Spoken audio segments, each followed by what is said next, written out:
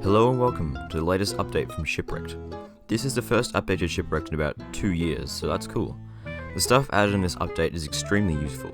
There are a number of structures designed to help you make a base in the ocean without need to ever step on dry land again.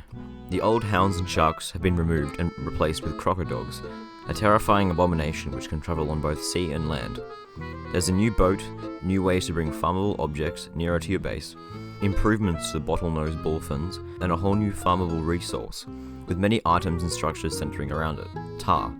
In order to play this update, you must right-click on Don't Starve in your Steam library, then click Properties.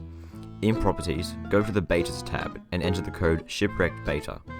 Then, the new Shipwrecked update will be available to install.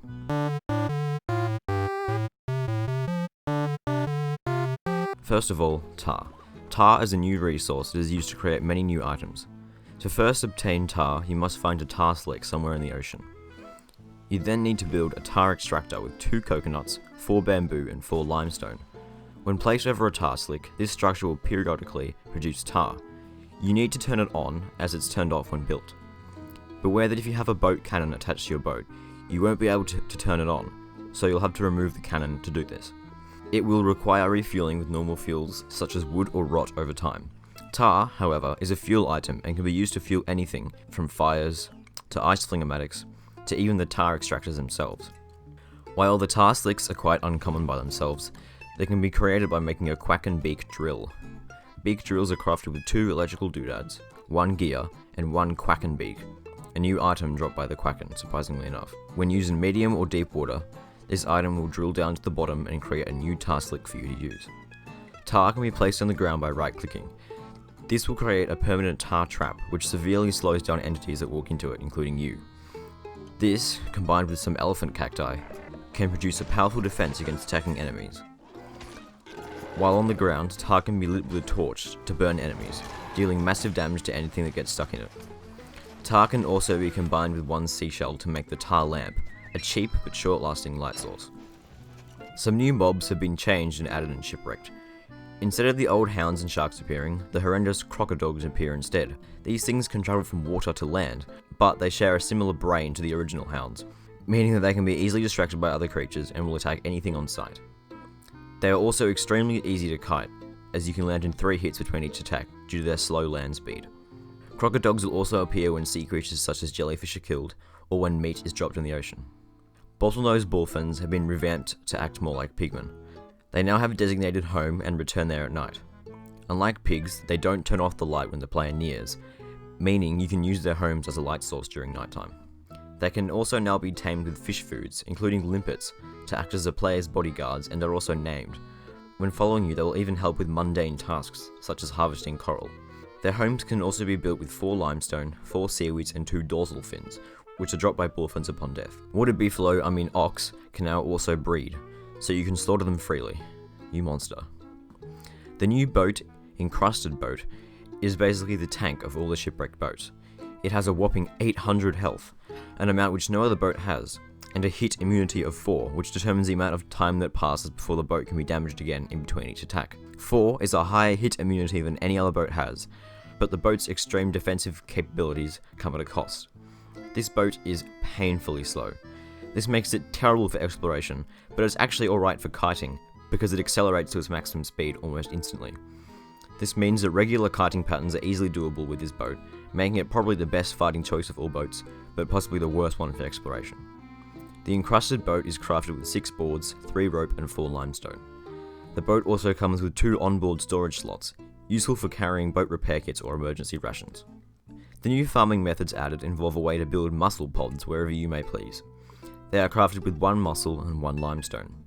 Once all the mussels have been harvested through the use of a mussel stick, the mussels will disappear, just like regular mussels. However, the amount of mussels you gain is always more than the 1 mussel needed to craft it, so that means as long as you have a steady source of sandstone and mussel stick ingredients, you can keep the mussels flexing. Speaking of limestone, this update also added a way to farm limestone through the use of buildable coral rocks. These are made by placing a coral nubbin made with 1 limestone and 1 coral lava, obtained by mining coral. When placed, coral nubbins act just like regular coral reefs.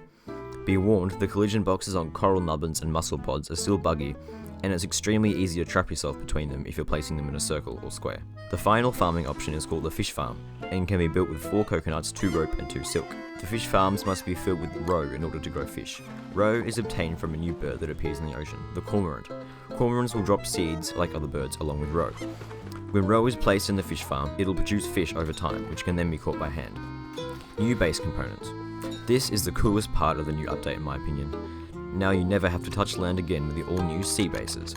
The first sea base component is the sea yard, which will automatically repair the boat you're in when you're close to it. The sea yard is crafted with 4 logs, 6 tar and 6 limestone. This structure is so useful, because it means you don't have to waste eons collecting stingers and mountains of wood and grass to make boat repair kits. Boat repair kits are still quite useful, however, because the sea yard isn't going to do much good in the middle of a fight. The sea yard needs to be refueled after it's been repairing for a certain amount of time. Next up is the sea lab, which is basically an alchemy engine that works at sea. It requires 4 limestone, 2 sand and 2 electrical doodads.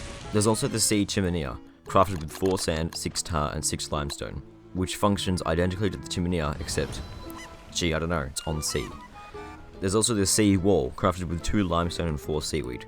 The sea wall blocks waves, so it's useful for building around your sea base to stop your boats getting wrecked. Finally, we have the sea chest, made with 4 boards and 1 tar, and all it is a chest that functions on water, which is still necessary for living purely on the sea. There's also a few other random things that don't fit into other categories, such as the rainbow jellyfish. This thing will cycle through the colour spectrum as it swims around.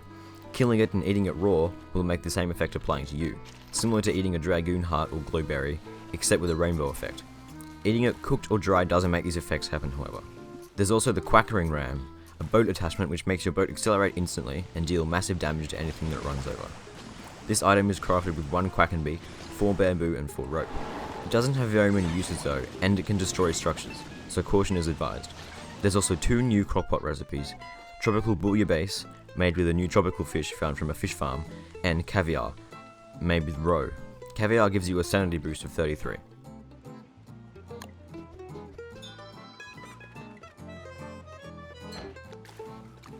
Anyway, that's all for today. Hopefully Clay keeps updating Shipwrecked a bit more. It's always fun to see some new oceanic content.